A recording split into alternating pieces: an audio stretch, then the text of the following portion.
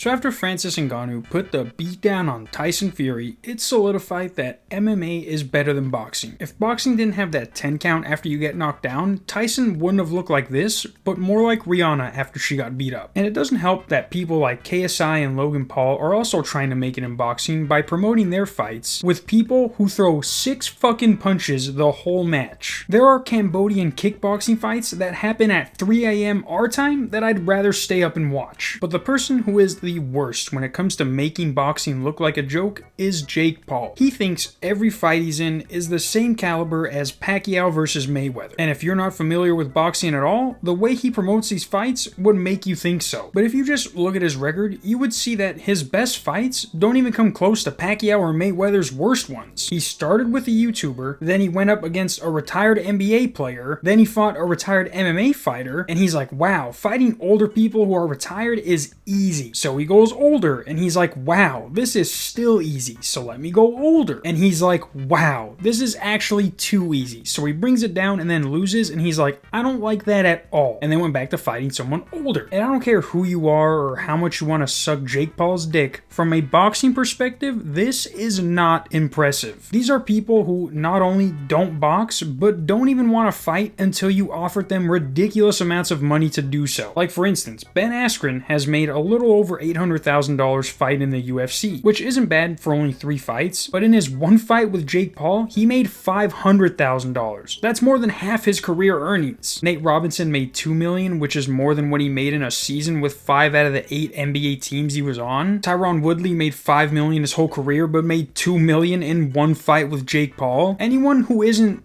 stupid would take his offer. But apparently, after 3 years of trying to be considered a professional boxer, Jake Paul has finally realized that he needs to challenge someone who isn't sitting on the couch when he calls them up and asks them to fight. So in comes Andre August. Now, while people are going to say this is his most even fight he's going to be a part of, you guys have to look past him saying August has more KOs than me, more wins than me, more experience than me, because all of that could be said for Tommy and he fucking lost. Not to mention, Andre is 35. Jake is allergic to fighting people his age or younger. He knows what happens when he fights someone younger, so of course he's going to choose Andre. Now, I'm not trying to make it seem like Andre here is a terrible boxer, but even he had to have been surprised when he got the call. He's had one fight in the last 5 years, and the people he's fought have a collective record of 27-102. Jake Paul has to have some sort of sports science data expert on his team telling him which opponent he should fight next, because aside from his opponent's record, there are 321 guys better than him that he could have chose from. I mean, he didn't even get someone who was rated a whole fucking star. He's a literal half a star. He is Chris Rock's character in The Longest Yard. Let's see how many stars my maniacal ass got.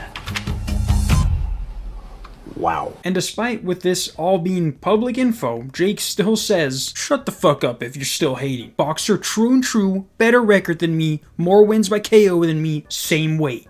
Check me, motherfucker.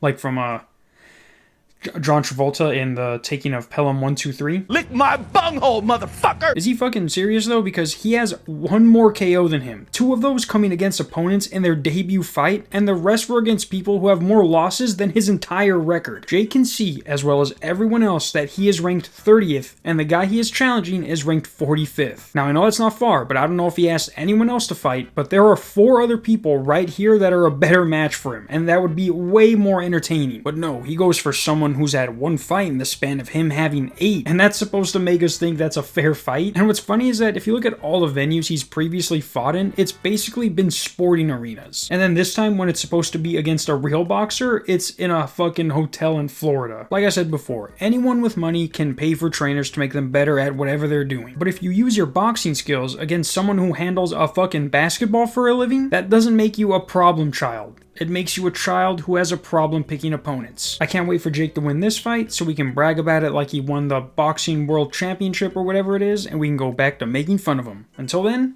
see you guys tomorrow. Peace.